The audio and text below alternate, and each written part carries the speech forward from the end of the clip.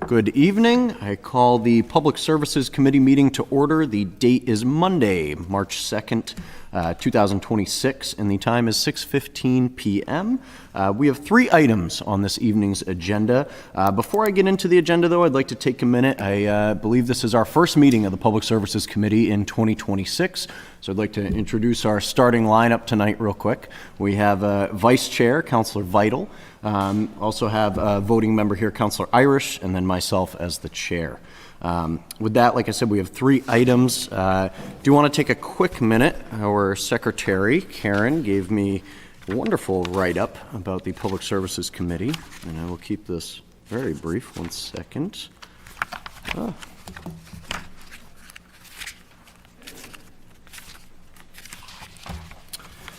The Public Services Committee, consisting of 3 members to whom shall be referred questions or issues relating to streets, highways, sidewalks, drains, sewer extensions, street lighting, underground utilities, wireless communications, technology, and other engineering issues, and report on applications for licenses and special permits under the jurisdiction of the City Council.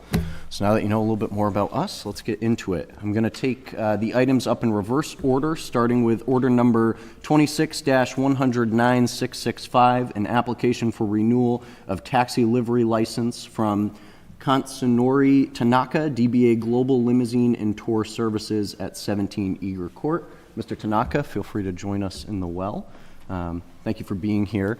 I do also want to highlight, we received an email back on February 20th from the Chief of Police, David Georgie, stating that he has received Mr. Tanaka's query report and has no issues with the issuance of this renewal. I know that Eager Court is also in Ward 6, which I represent, and in the last 2 years I've had no concerns, no issues brought to my attention. With that, I will open it up to members of the committee for questions. Councilor Vital. Mr. Chair, I'd like to make a motion to accept the application of renewal for Mr. Tanaka's business. Motion has been made and seconded. Any further discussion? Councilor Irish. Thank you, Mr. Chair. Good evening and welcome back again. It's always a pleasure that you're doing business, helping out residents, for the city of Marlborough with your limousine service. Just a very quick question on your 3 vehicles. Those were all garaged at the Eager Court, correct? Yes, that's correct. And you're paying excise tax to the city of Marlborough on those garage vehicles? Yes. Thank you. Thank you. Thank you, sir. Thank you, Mr. Chair. Thank you, Councilor Irish. With that, a motion has been made and seconded. Any further discussion? Seeing none, all those in favor? Opposed? The motion carries 3-0. Congratulations, Mr. Tanaka. This will now go to the rest of the council and be reported out at a future meeting. Sounds good? All set? Yeah, thank you. All right, moving up the ladder here, we have order number 26-100-9620A, a communication from City Solicitor Jason Grossfield regarding proposed order of acceptance of Jewel Road as a public way along with associated easements. I believe we have a letter from the solicitor, which I will head to now. Dated January 21st, 2026. Dear Honorable President Ossing and Councilors, as requested, we have reviewed the above referenced item as to legal form. Enclosed, please find a proposed order of acceptance for the above referenced street and associated municipal easements. The order is in proper legal form. Copies of the acceptance plan and the deed, which includes a description of the easements, are attached. The city engineer has reviewed and approved the submittals. Please contact me if you have any questions. Respectfully, Jason D. Grossfield, City Solicitor. With that, I will open it up to questions from members of the committee. Thank you, Mr. Chair. Yeah, I have no questions. I do thank the city solicitor for putting this in the legal form and having this all prepared for us. I think it's always a wonderful idea, especially in the city of Marlborough, that we are able to have these parcels added to the city as a whole. Thank you, Mr. Chair. Thank you, Councilor Irish. Any further discussion? Looking for a motion on the acceptance of Jewel Road. Councilor Vital.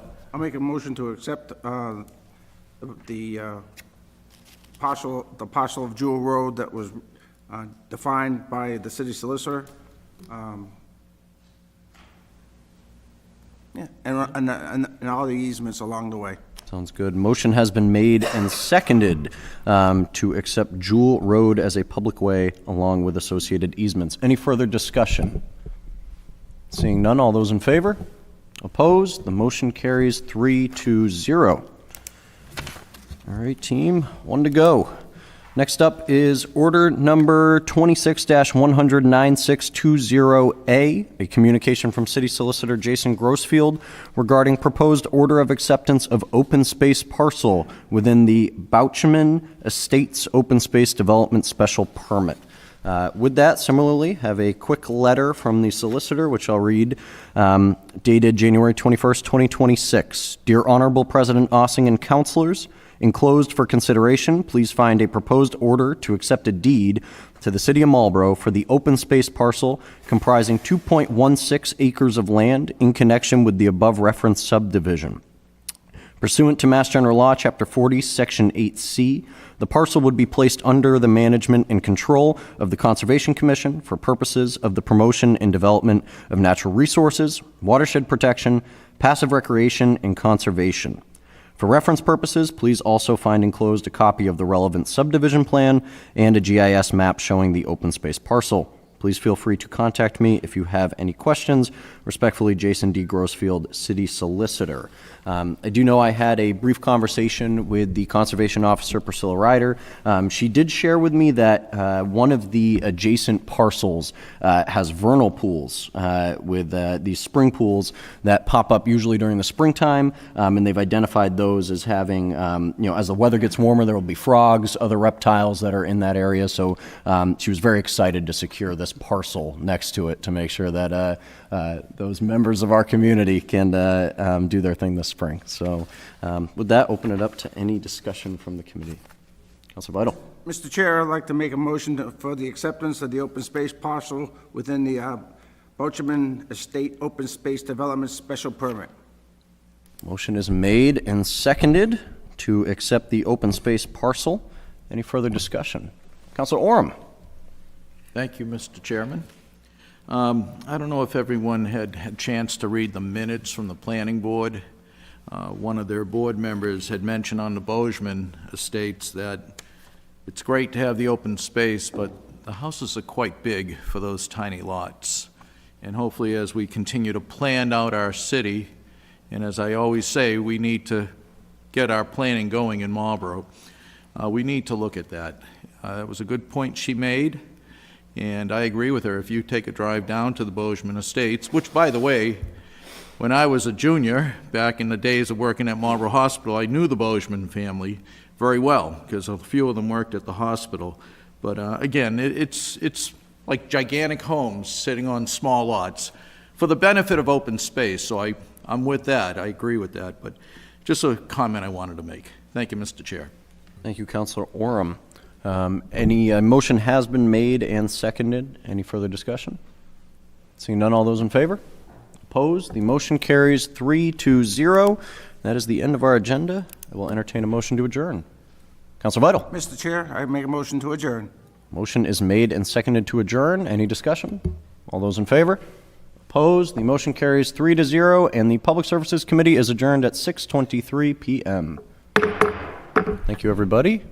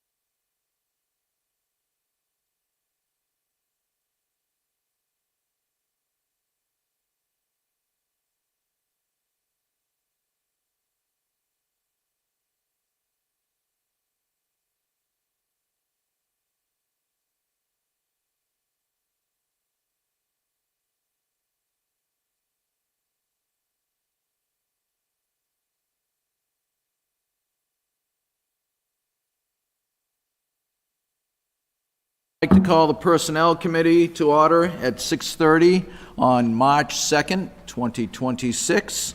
We have 4 appointments to review, and I am taking them out of order. What we're going to do is take the second one first, the third one second, the fourth one third, and our chief will be reviewed as the last candidate, and he was okay with that. And what I'd like to do is start with order number 26100963, the appointment of Pamela McNair, who's in the audience. She's right behind us, and if everyone would like to welcome her, welcome Pamela. And we'll just interview her from this point. So if... Did she go to the well? No, she already asked me to do it this way, so I'm agreeing to it, and I would ask the 2 committee members first, if you have any questions, just turn a little bit to that side, maybe take your microphone if you can't be heard, and we can go that route. I'd just rather have the answer on the microphone, which is why I... Yeah, I know. So if you can pass the mic from over That's the there. problem. You won't be on the microphone, but... You can. But... Yeah, we got, yeah. As long as she gets a mic, I'm fine with this, as long, you know. No, we're going to let her have a microphone. And I'm not Pamela. Yeah, that's Karen. Karen, Pam can make it up. oh, well, One further back. I am so sorry. So we are starting with Karen, which is order number 26100964. I am so sorry. That's okay. So we may have a few questions for you, and... Thank you. Thank you for the Councilor clarification. Doucette. Yes, thank you for the clarification, trying to You're get through all welcome. this. But welcome to the city of Marlborough, you know, the city council. How long have you lived in the city now? I just came back in July, but I've lived in Marlborough almost all my life. Okay. And have you, what got you to consider joining the Commission on Disabilities? I mean, I just wanted something different okay. to do and be part of the city, the community again. Okay. I do think you're an asset to the Commission on Disabilities because, you know, having your own experiences is important to bring to the committee. So I'm a member of the Disabilities Commission, so I think that you'd be a great addition to the committee. That's all I have to say. Thank you. Thank you. Thank you, Councilor Doucette. Councilor Navin?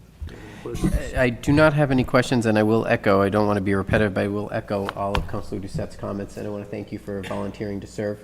We appreciate that. We can use it, and welcome you to the commission. You're welcome. Any other members on the council that have any questions? No? Okay. Well, Motion to approve? motion's on the table to approve, and I'll second that automatically. I do have a quick question. You're in the New Alta French, I'm in the Alta French Hill complex. and how, if you don't mind me asking, how has access been in that facility, especially with all this snow? It's been good. The only thing is there is no automatic button for me to get in and out of the building. It has been addressed, but there's nothing resolved as of yet. Well, Karen, I think you're going to be on this committee, and I have a feeling you're going to make them get that button real quick. So with that said, all in favor? Aye. Opposed? You are approved, and you are now on the Disability Commission, or reappointed. So thank you. And we'll get that fixed for you. Okay, now that I got myself straightened out here, we are going to ask Pamela McNair. I apologize, Pamela. I'm looking at 2 different people. You can go right up to the well. Those microphones are already on. So I'll just note the order number, and then we'll, same process, we'll have some discussion. So, which is originally noted as order number 26100963, Pamela McNair. Welcome. Thank you. And as I started before, any committee members, Councilor Navin. Thank you very much, Mr. Chairman. Hi, Pam. Welcome. Thank you. I do have a comment, but first a question. You do quite a bit of volunteering. How come you were interested in serving on the commission? I was interested in serving on the commission for a while now, and I was hopeful to be appointed.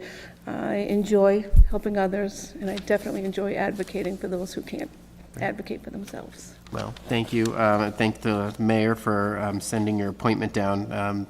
Full disclosure, Pam is a personal friend of mine. We've known each other many years, and I will just say for people's kind of own knowledge, the letter that you submitted to the mayor and the mayor's letter kind of undersell your commitment to this community and the amount of volunteering you do and the work you do on behalf of so many different organizations. And should also note that you're kind of instrumental in quarterly food drives and so many other opportunities to help people across our community. And so it may be a conflict of interest because we are friends, but I do want to support you and lend my support. And I'm sure Councilor Doucette will have things to say, but I would like to make a motion to approve your appointment. Okay, the motion's been made and seconded. Councilor Doucette. Thank you, Mr. Chair. So Pam, why Commission of Disabilities, just more for the record, why are you choosing this commission? I chose this commission because it is a passion of mine to help individuals with special needs, and I enjoy helping people navigate their way through. And as soon as she said that it wasn't accessible, the push button, the wheels started moving, and I'm ready to help. So you have a family member that is disabled, or has That is correct. a disability? Because it's actually important with the Commission of Disabilities, we have members who have disabilities and also members who are family members of disabilities. So I think it's important that, both roles are represented in the committee. So I think this is a perfect fit, and obviously I'll second Councilor Naven's approval. So, wow, you got 2 seconds on Thank it. you. And thank you. Any other council members? Councilor Ficello. Thank you, Mr. Chair. I will keep it brief. Hi, Pam. How are you? I know many of us know you know the activism and the work that you've done for our community, right, across so many different groups in our community. One thing I wanted to highlight, because we had a conversation, correct me if I'm wrong, but you are a member of the Department of Developmental Services Citizen Advisory Board for the Correct. Commonwealth. So for those who don't know, that position is appointed by the DDS commissioner. And so for you to be stepping up here in our community while also doing similar work across the Commonwealth is just pretty incredible, and really lucky to have you. So when this does go to the full council, I will be in full support. Very happy to see you tonight, and thank you for stepping up. Thank you very much. Thank you, Mr. Chair. You're welcome. Any other councilors? I guess I'll just note a few things, and thank you as well as the previous person. Special Olympics, I think that's great. And is that you work in the local area on Special Olympics? Yes. If you could just give a little history of your background and with the Special Olympics. I've been coaching Special Olympics softball for about 20 years. Started with the little guys when my son was younger, then I graduated to the adults, and it is the best part of my year. In fact, it doesn't start until June, and yesterday I was excited because it was March 1st and it was time to ask for the field to be reserved, so. Excellent. And do you get involved with the group down on Forest Street with the Special Olympics too, with their? Yes, only if I'm asked to. I see. Yeah. I know the police department gets involved with them, Yes. and it's great that, I think that's a great attribute that you carry, and also your Greater Marlboro programs, now called Thrive, Yep. as you noted. We're grateful to have you here, and I would note that it's already been motioned and seconded to approve, so all in favor? Aye. You are now, through the Personnel Committee, appointed, and it will go, as noted, to the City Council full meeting, and I am sure both of you will have no problem being appointed on the Commission of Disabilities. So, Thank you very much. thank you. Thank you, Pam. Excellent. Now, the next person in line, if I have everything right, I know her, so I'm a friend of hers, so I have the same conflict, is item number 26100965. Dr. Karen Patty, welcome. We're going to grill you, so sit down and strap down. No. Give me a buzzer. As I told you, I'm very grateful that you are offering to be on the Board of Health, but let me open it up to my committee members first and see if one of the committee members has any questions. Go. Who? Sure. Please. Councilor Doucette. Thank you very much. So Karen, I know you've been very active within the community, and, why did you choose the Board of Health? And this is more like, as people watch this, what do you want to tell the audience why you'd be an asset to the Board of Health? Oh, thank you for asking. So I'm a veterinarian, obviously, so my field is health. And health of animals and health of humans is one world health. It is all the same. And so this is something that I do feel very passionately about. I served on the State Board of Veterinary Medicine for 11 years, which oversees the veterinarians and the lawmaking for the state of Massachusetts. And I feel like being on the Board of Health here in my community, that I could really support my community and help to make a difference. Thank you. Councilor Navin. Thank you very much, Mr. Chair. No notes, great answer. Just want to thank you for being willing to get involved. Your answer is what we hope that so many people will see when they see these committee meetings. Stepping up to serve your community and doing so in an area that you're passionate about is just going to benefit us more so. So I am excited to support your candidacy here. You'll also make a motion to approve. Motion has been made and seconded to approve. On that, any further discussion? Councilor Irish. Thank you, Mr. Chair. Good evening, Dr. Hello, Patty. Councilor Irish. Good evening. As always, I was very happy to see this sent down by the mayor. And I know getting residents to be on committees, it's a lot of work going forward, but we try to get residents to be part of the community. Very obviously so qualified for this committee, but I also want to mention how philanthropic you are as well with your time.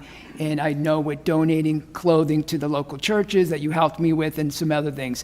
So, but I definitely will be a yes vote on this. Thank you, Mr. Chair. Thank you. Well, Councilor Irish, it's very easy to be philanthropic when you are surrounded by people who are also the same. Thank you. Thank you. What a nice compliment. Councilor Vital. Thank you, Mr. Chair.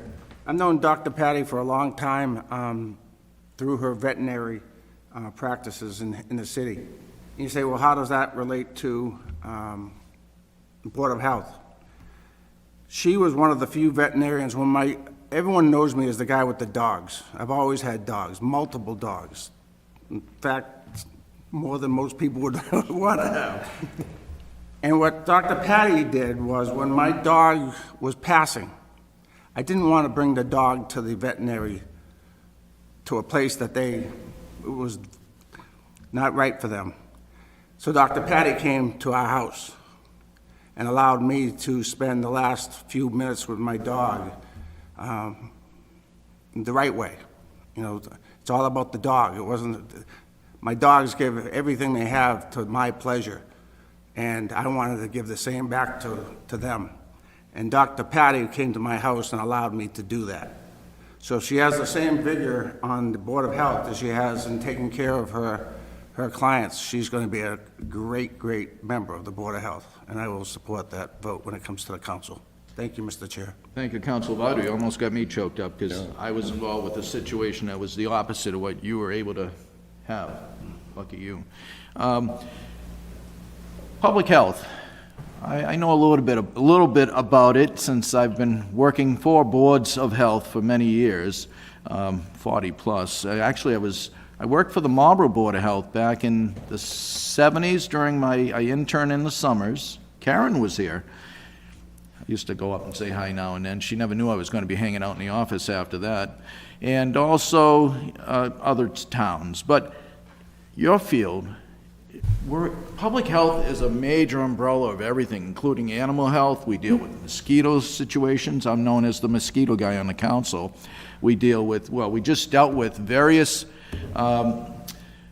pesticides that can kill other animals, thanks to this And the council rodent here. population, and So there's a lot, and obviously your background, you can easily learn the other areas too. It's not all about food inspections. There's a lot to deal with, and it's getting to the point now where we need people like you to be involved, because with climate change and everything else, we're seeing more issues, especially mosquito control and so forth, and various diseases caused by various animals and so forth. So with that said, and I wanted to compliment you for helping us out with the Rotary Club events. You're very much involved with our community, so I couldn't say it better. You're going to be a perfect candidate to be a Board of Health member. And with that said, I'm going to be, unless there's no other questions, I'm going to ask for a vote. All in favor?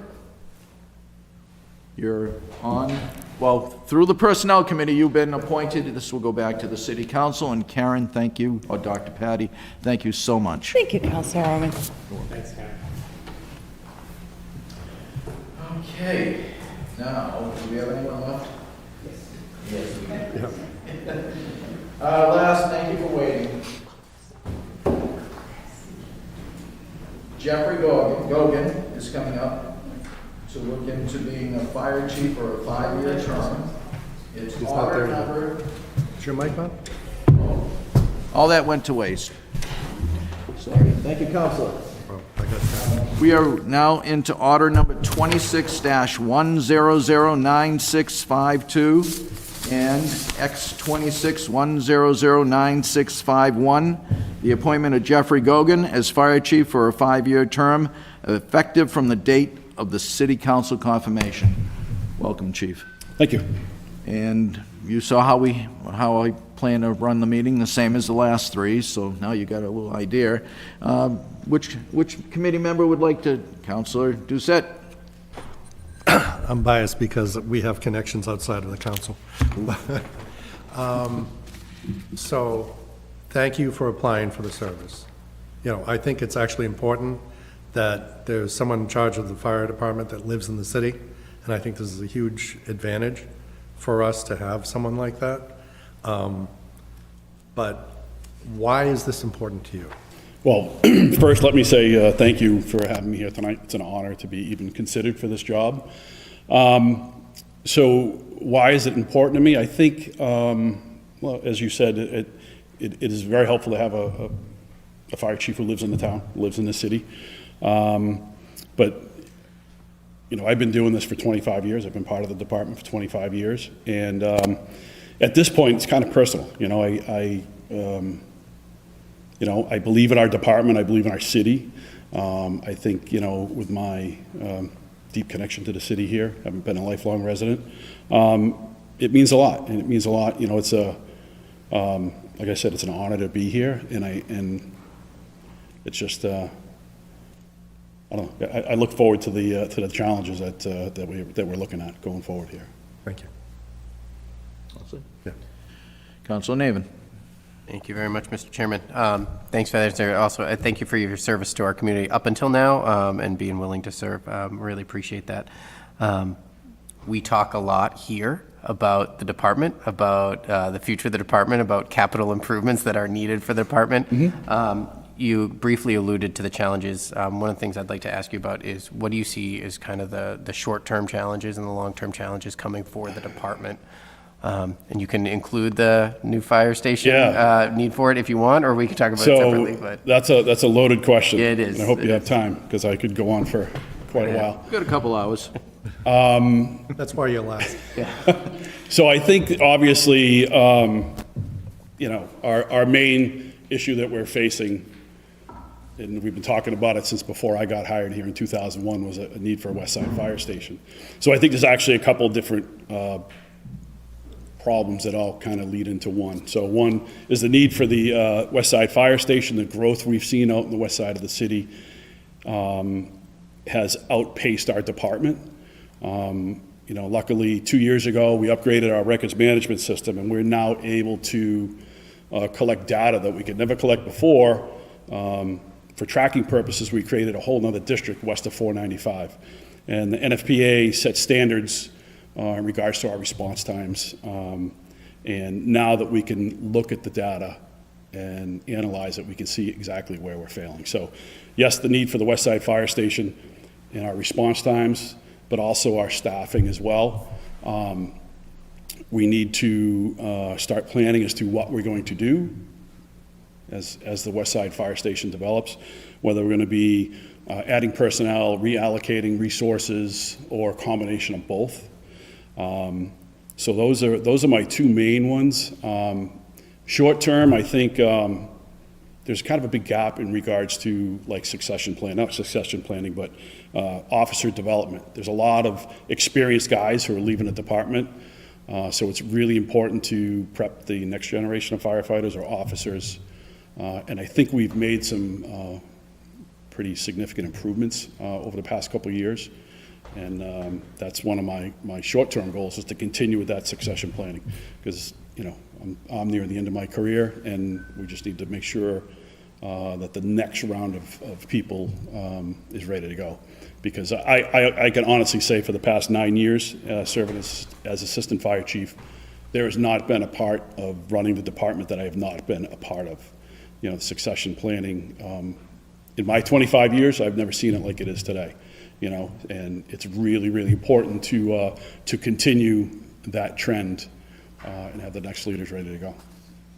Do you, following up on that, do you see a potential future use for, obviously, everybody's working hard to get a new station up. Do you see a potential future reuse for Pleasant Street as part of the plan for the department? That is a large. It's also a loaded question. That's a loaded question that, you know, I don't think I would be the only one making that decision. You know, there should be a collective group of counselors and the mayor and you know, it depends on the support, you know, and the funding. You know, the department, as you know, internally we can only do so much to make our improvements. Yeah. Right.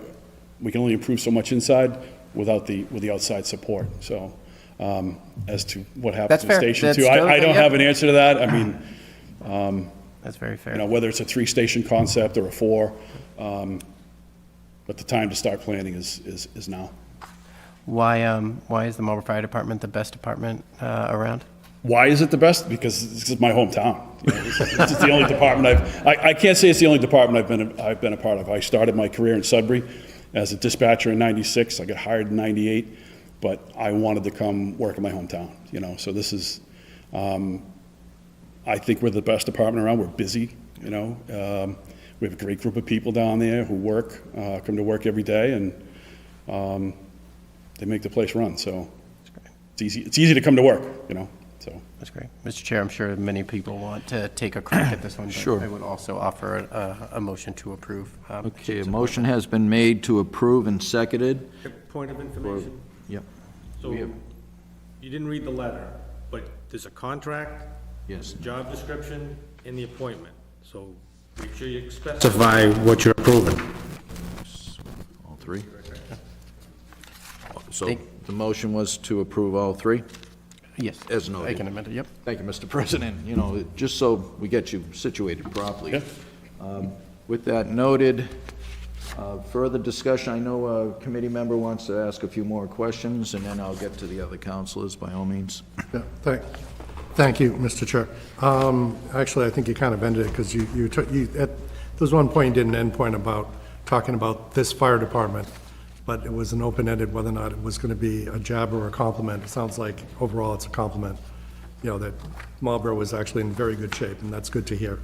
You know, do you think I know for a couple of years in the past, there was a lot of overtime being paid.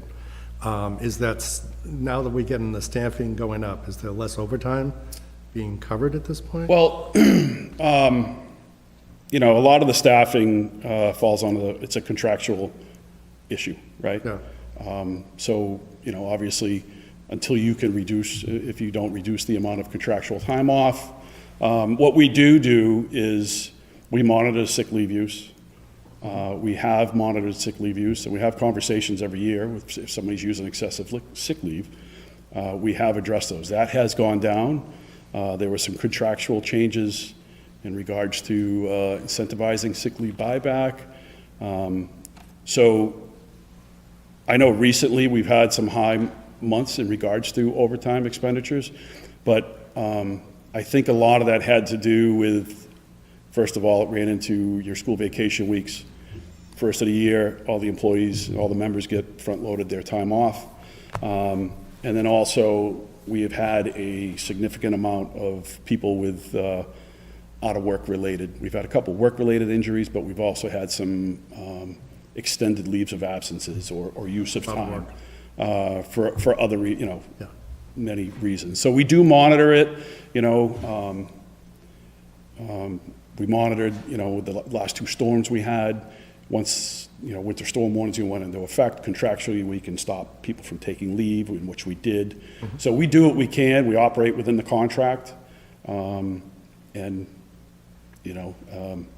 the other thing that we did that probably has increased our overtime slightly was not long ago, probably 2.5 years ago, we implemented, we placed into service Squad 1, which I'm sure many of you have seen. It's a light-duty rescue,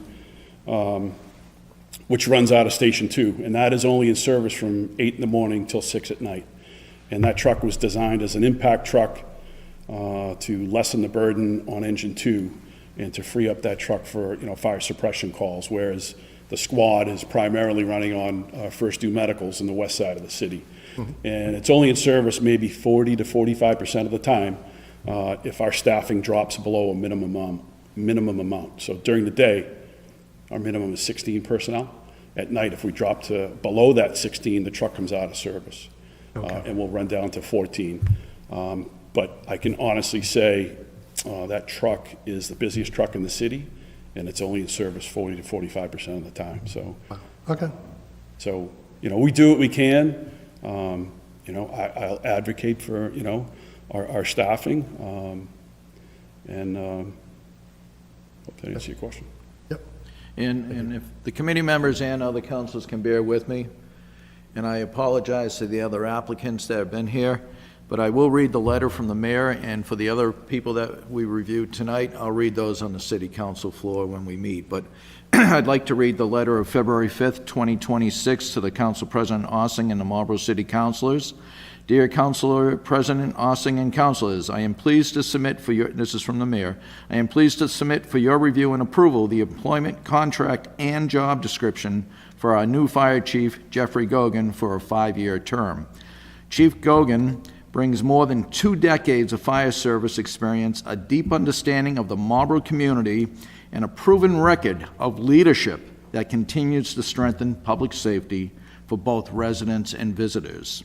He began his career in 1996 as a dispatcher in Sudbury, worked with someone I know, and joined the Marlborough Fire Department in 2001. Over the past 25 years, he has served the department with distinction, rising through every operational and administrative rank from firefighter to assistant fire chief.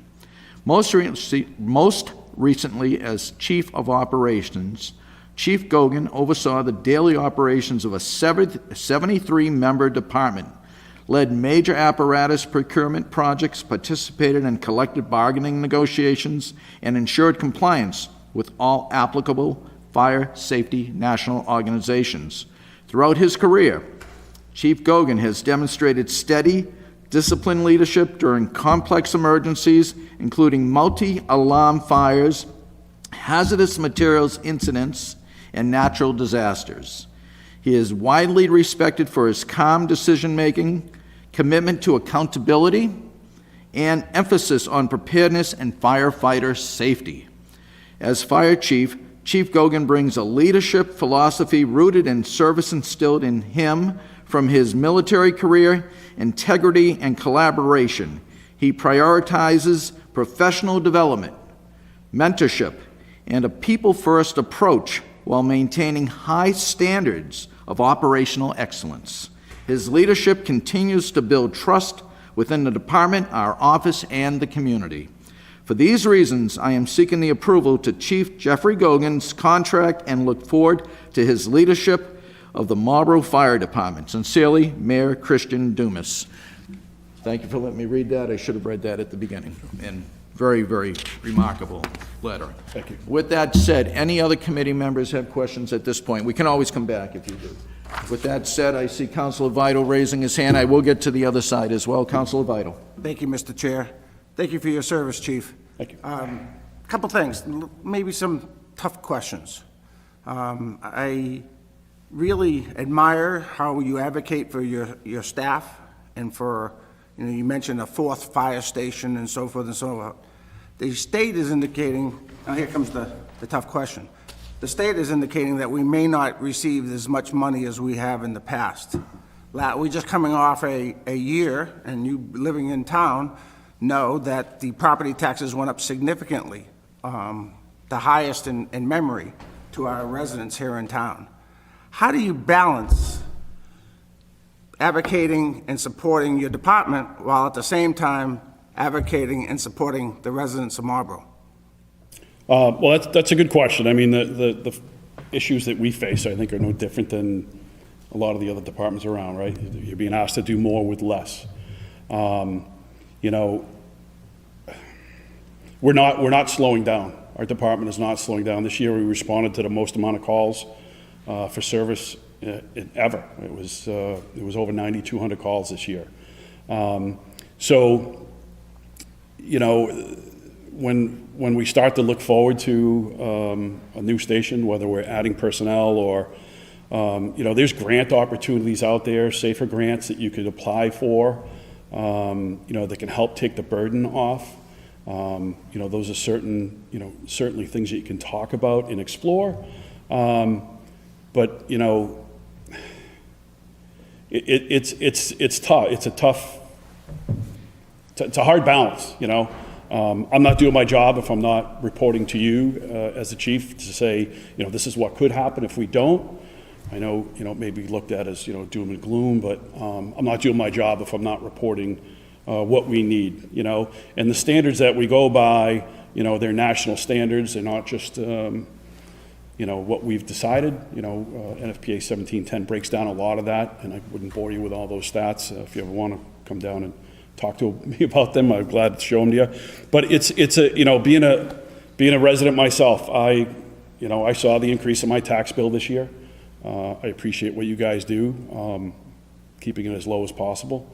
But it's a fine line that it's a balancing act, and you know, we do what we can, but the fact that we're getting busier and busier, you know, the data that we have is there, and it shows that, you know, in that west side of the city, that District 4 that we created west of 495, we're only making it to a call within a standard of you know, I think it's 33% of the time that we're making it there in less than 4 minutes. So, you know, I'd love to have a fire truck in every corner, but I understand we can't. But Thank you. It's tough. I wouldn't necessarily want to be a department head in the city, you know, particularly in the upcoming months ahead. One more question, something that you ticked on, and I was kind of curious to know if you know, and that is, how many years do we have you here? how many what? How many years do you hope to stay with the fire department? Well, it's a 5-year contract. I mean, I'm nearing the end of my career. You know, I intend to stay the 5 years. Okay. Beyond that, you'd have to ask my wife.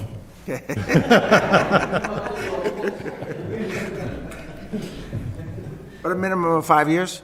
Yes. Very good. Thank you, Chief. Thank you, Mr. Chair. Thank you, Mr. Chair. Good evening, Chief. You know, for me personally, what you bring to the city of Marlboro and also to the fire department is exactly what you said, leadership. And I know over the last couple of years, we've always, as a council, have talked about succession planning. You're a byproduct of that succession plan, and I'm glad to hear that you're going to continue that in your department and moving this department in the direction that has been given to you going forward to being positive. So all I can say is I'm looking very much forward to having a working relationship with you, and it'll be fun to see how it goes during the budget hearings. But on a professional level and your leadership, I'm very happy to see that you are going to be our chief for the Marlboro Fire Department. Thank you. Well, thank you. You know, for the past 10 years as assistant chief, I've had the pleasure to work under Chief Breen, and there was not a part of that department that I did not take part in, you know, and Chief Emmanuelson's here tonight. He's been involved as well, and, you know, our goal, I say our goal because it's both of us, kind of a team concept down there, is that we want to make sure we keep that going, you know, because when I retire, I'm probably not leaving. I'm still going to live here, so it's to my best interest to make sure we succeed. Very good. Thank you, Chief. Thank you, Councilor Irish. Councilor Ferchillo. Thank you, Mr. Chair. Thank you, Chief, for being here. I know you had mentioned in your response to some of Councilor Vital's comments that your willingness to sit down and discuss the data, and I know I've had the privilege to do that with you and Chief Breen and Chief Emmanuelson on a couple of occasions. you know, I think it's that kind of leadership that I really look for in a lot of our department heads. And I recognize with a lot of our department heads that you're both a data-driven leader, right? You understand, you know, how important these numbers are to the safety of our community, the safety of our residents. But on top of that, that intuition, right? You have had every operational and administrative rank here at this fire department, right? You have been in those shoes. You know what it's like to be in every position of the city. And so for that, you know, those are two qualities that I hold in very high regard. And I've always appreciated the professionalism that we've had over the last couple of years. And I know you touched on it briefly, and hate to bore people with the data, but the fact that 33% of calls in District 4, right, we're responding to, you know, below the standard, the 4-minute standard that NFPA assigns for us. That trend will continue, I assume, kind of just based on what you're looking at? I mean, like I said, we're not slowing down. Right. We're just getting busier and busier. And I quickly had some data here today that, you know, how can I say it? Hold on one second. Let me just make sure I have my facts right here. So our busiest section out in the west side of the city, like I said, District 2 was such a wide district. We split it into two, made District 4. And with that increased call volume out there, what's happening is that, you know, multiple times a day, we're running multiple calls, simultaneous calls. So when you start running simultaneous calls in one side of the city, particularly District 2, you exhaust the resources in that district, and when you get a simultaneous call, now you're running a crew from headquarters out that way. So that was why increasing the staffing, adding that Squad 1 truck out there, alleviated a lot of the burden out there. But again, it's only half the day. So, you know, it's certainly not going to go away, you know. So, you know, a combined approach of, you know, reallocating resources. Headquarters down here has the most amount of resources in one of the slower districts, you know. So, but the unfortunate part is at District 2, Station 2, you can't even fit a modern fire truck in there now. You know, you gotta buy a specialty sized truck for that. And I live in District 2, so there's nobody more interested in it than me. So, yeah, so it's not going to go away. The only way is just to try to, you know, address it. No, thank you, Chief. I appreciate it. I think that data and just kind of that mindset is just so important, especially for folks at home, right, to get a little bit of taste of what we're talking about, especially when we talk about West Side Fire Station and some of the numbers behind this. So definitely in support of your candidacy here, and I appreciate you stepping up. And thank you, Mr. Chair. Thank you for the time. Welcome, Councilor. I have a couple questions. It was brought up the budget, and, you know, you brought up national standards, and if we start going below standards, what's the result to our fire insurance that we all have to buy for our homes? Yeah, I'm drawing a blank on it. We get the... I've heard it goes up if you don't have a fire department, such as on-calls and small... Yeah, I mean, it goes by, you know, they evaluate everything from your training to your staffing to your hydrants. I'm not sure if they evaluate the response times. They might take it all into effect, but I don't think we're in danger of going backwards in regards to the insurance. But you know, it's more of, you know, the delayed response times. You know, fires burn faster, hotter. You know, with the modern day materials that are in houses. So that's why, you know, it's important to try to, you know, I think it's 4 minutes. 4 minutes they expect a truck, first arriving truck on scene, and we're not making that on the west side of the city. We're not making it on the east side of the city too in some areas. But, you know, again, you can't have a fire truck in every corner. You just got to try to do the best you can to staff and position them the best you can. And that'll be important discussion during our budget reviews, so, which is coming up very soon, actually, but thank you for that. On that note, I worked for a town that actually had their own ambulance service, and I've heard pros and cons. That they're doing okay with it, town of Ashland, just to be transparent, but it may not be a win-win in every city and town. Has there been any discussion on this fire department providing the ambulance service? Is it too political to respond? No, I mean, listen, we've had a great relationship with Patriot and now Pride Understandable. Star. They've been great to work with. They're almost like part of our department. A lot of the people were there a long time. But, they're for-profit companies. They're not doing it for free. There are a lot of neighboring cities and towns, probably the majority of them run their own ambulance service. But I think if it's done the right way, it's certainly a revenue, for the department, and you can fund positions, you can buy new apparatus, you can pay for fire stations. But I would be lying to you if I told you I knew anything about running an ambulance service. I haven't worked in an ambulance in 25 years since I was in Sudbury. But, it's not a bad thing to explore someday down the road. But it is a large undertaking that does not happen overnight. And, like I said, it can create some revenue for offset your salaries.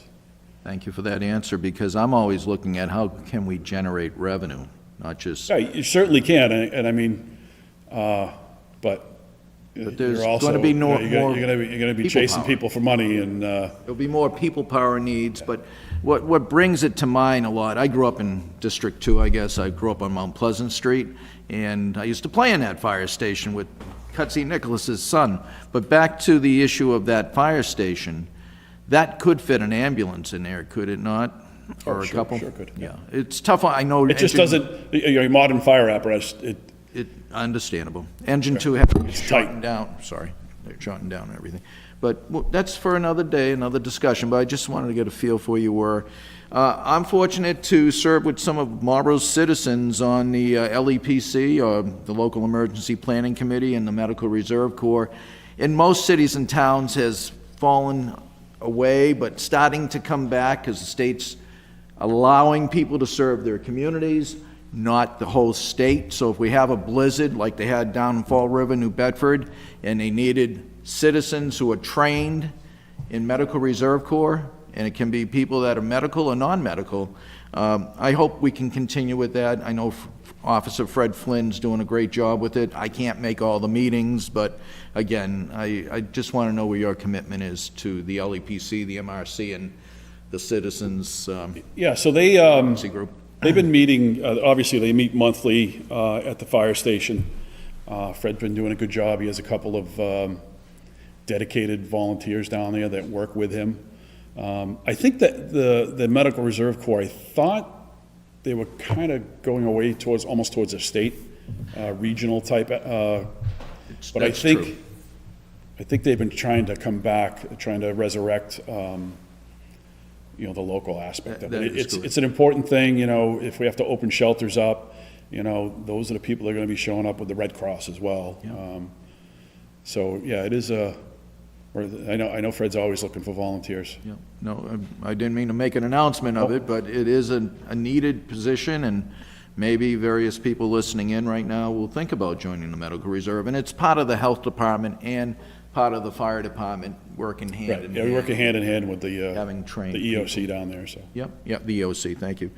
The only thing I was going to reflect on is the fact that you're a team leader, and I don't mean to point, you're a team leader, and that is so important. And I think I see it reflecting already on your department.